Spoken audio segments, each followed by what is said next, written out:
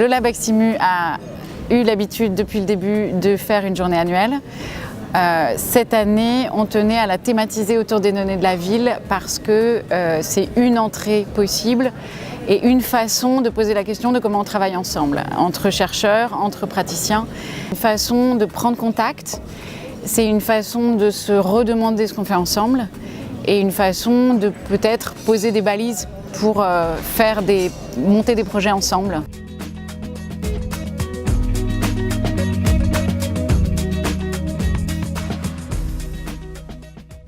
Alors l'importance de cette journée, c'est le fait d'avoir des rendez-vous réguliers avec la communauté des chercheurs et des chercheuses et puis des partenaires. C'est le fait de pouvoir rendre compte aussi de façon régulière de la façon dont le Labex avance, évolue, de ce qui se transforme, de ce qui est projeté, de la façon aussi dont du coup, dans ces rendez-vous réguliers ou plus ou moins réguliers, la communauté IMU au sens large du terme peut effectivement s'investir, s'impliquer, proposer et puis aussi anticiper sur ce qui seront ou ce que peuvent être les évolutions du Labex. Comment effectivement à partir d'un lieu qui est un lieu de production de recherche, même s'il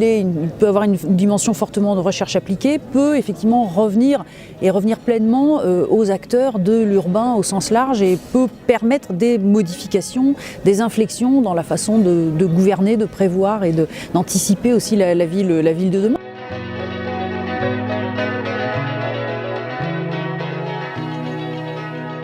En termes d'effets, ça se traduit en fonction des projets, par exemple, par une meilleure connaissance et donc un meilleur suivi, une meilleure gestion des questions de pollution urbaine, de pollution sonore, de pollution olfactive, de pollution chimique, pour une meilleure gestion des espaces verts, pour une meilleure compréhension et donc une meilleure gestion des espaces verts, pour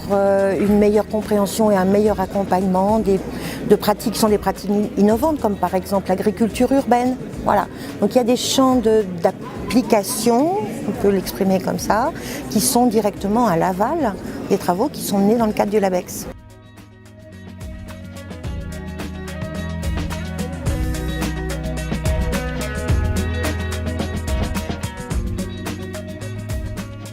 Alors, cette journée est très importante pour nous et pour la communauté, puisque c'est un moment d'échange. On va avoir une thématique et on va proposer des ateliers qui vont nous permettre de pouvoir échanger sur des méthodologies de travail, en particulier aujourd'hui sur la donnée. Dans l'idée, on a 4 ateliers qui vont fonctionner de façon complètement différente, mais l'idée c'est qu'on veut arriver à produire de la connaissance ensemble et proposer des livrables. C'est-à-dire on voudrait sortir du schéma hackathon où on est ensemble pendant quelques heures et après on dit c'est bon, vous pouvez rentrer chez vous. Tout ce qui est produit aujourd'hui doit servir à nourrir notre communauté, à nourrir notre bilan et à nourrir les éléments de projection en vue de continuer la vie d'IMU. L'idée des ateliers, c'est justement de permettre aux membres de cette communauté de parler, de partir de leur expérience, de co-construire ensemble à partir de sujets qui sont... Bon là on a une thématique générale qui est autour de la donnée, on a défini 4 ateliers avec 4 thématiques et plutôt que de faire des conférences où finalement le public reste très extérieur, là l'idée de fonctionner en atelier, c'est de donner la possibilité à chacun des membres de la communauté de contribuer, d'exprimer, d'entendre un chercheur en sciences sociales alors qu'il n'a pas l'habitude, un exploitant de réseau de chaleur, un scientifique dur. Avant le Labex, j'avais la conscience qu'il fallait travailler sur la technologie dans le milieu où vivaient les gens, où vivaient les citoyens, dans la ville en particulier, et que les technologies pouvaient apporter quelque chose à la façon de vivre la ville. Grâce aux recherches qu'on a menées, à ces interactions pluridisciplinaires, maintenant je suis plutôt sur un axe